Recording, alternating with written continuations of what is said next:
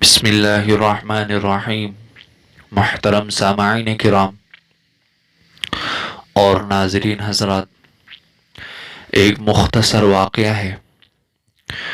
اس سے پہلے یہ عرض کر دوں کہ حضور پاک علیہ الصلاۃ والسلام کی زیارت اللہ تبارک و تعالی ہمیں دنیا میں ہی کرا دے، آمین۔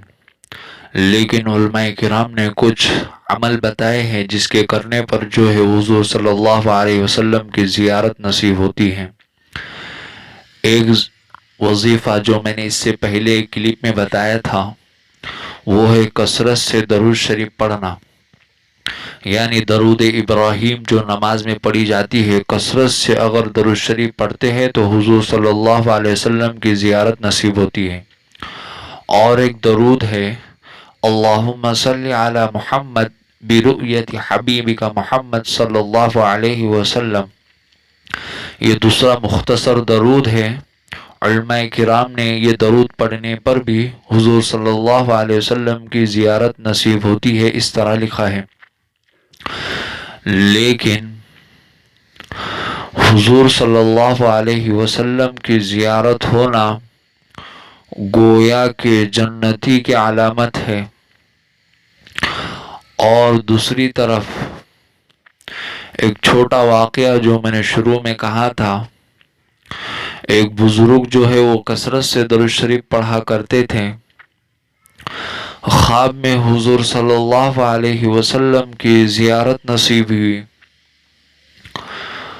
دیکھا کہ حضور صلی اللہ علیہ وسلم ناراض ہے اور آنکھوں سے آنسو آ رہے ہیں، اور آپ کے سینے مبارک پر ایسے نشان لگ رہے ہیں جیسے نعوذ باللہ آپ کو کسی نے جو ہے وہ تکلیف اور زخم پہنچایا ہے۔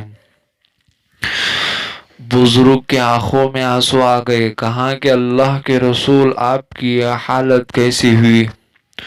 تو حضور صلی اللہ علیہ وسلم نے فرمایا، اللہ کے بندے، کچھ بندے ایسے ہیں جن کو میرا چہرہ پسند نہیں آتا، صبح سویرے اٹھتے ہیں اور نائی کے پاس جاتے ہیں اور جا کر اپنے چہرے سے میری سنت مؤکدہ جو واجب کے درجے تک پہنچ چکی ہے داڑھی کو کٹاتے ہیں۔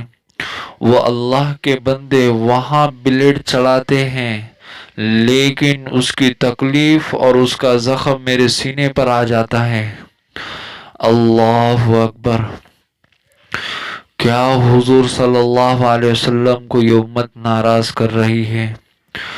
وہ کافر تھے جو مکہ میں جسمانی تکلیف پہنچاتے تھے، اور ہم امتی ہے جو روحانی تکلیف پہنچا رہے ہیں۔ اللہ حفاظت فرمائے۔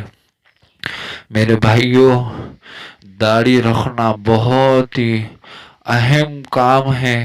علماء کرام نے واجب لکھا ہے، اور عمل کے اعتبار سے واجب اور فرض میں کوئی فرق نہیں ہے، یعنی گویا کہ داڑھی رکھنا بھی فرض ہو گیا۔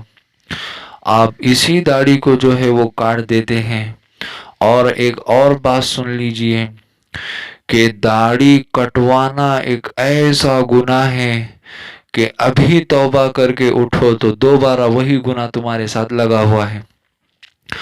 تو اللہ سے دعا کرے اور اللہ سے مغفرت چاہے، اور اپنے چہرے پر حضور کے چہرے کو اور ان کے چہرہ جیسا بنائیے، ان کی سنتوں سے اپنے جسم کو سجائیے، اور اللہ کا واسطہ دے کر کہتا ہوں حضور کو ناراض نہ کیجیے گا۔ یہ وہی حضور پاک علیہ الصلاۃ والسلام ہیں جنہوں نے اس امت کی خاطر ایک سفارش کو روک رکھا ہے، جس کو ہم شفاعت کبریٰ کہا جاتا ہے۔ اللہ نے کہا کہ میرے نبی سفارش کو کیوں باقی رکھا، سفارش بھی کر لینا۔ تو کہا کہ اللہ، میں ابھی نہیں سفارش کروں گا، جب میری پورے امتی یہاں پر میرے پیچھے ہوں گی اور تو مجھ سے کہیں گا کہ یہ جہنم، یہ جہنمی، یہ جہنمی، تب میں ان کے لیے سفارش کروں گا اور پوری امت کو لے کر جنت میں چلا جاؤں گا۔ اللہ اکبر۔ یہ ہے حضور صلی اللہ علیہ وسلم کی امت سے محبت، اور ہم ان سے کیا صلہ اور ان کو کیا بدلہ دے رہے ہیں۔ اللہ حفاظت فرمائے، اللہ حالات کو کارساز فرمائے، امن و سلامتی والے حالات پیدا کریں، اور ہر مومن اور ہر مسلمان کو توبہ اور استغفار کرنے والا بنائے، اور داڑھی رکھنے والا بنائے، اس کا پابند بنائے۔ اللہ تعالیٰ سب سے پہلے مجھے عاجز کو اس پر عمل کرنے کی توفیق عطا فرمائے، آمین یا رب العالمین۔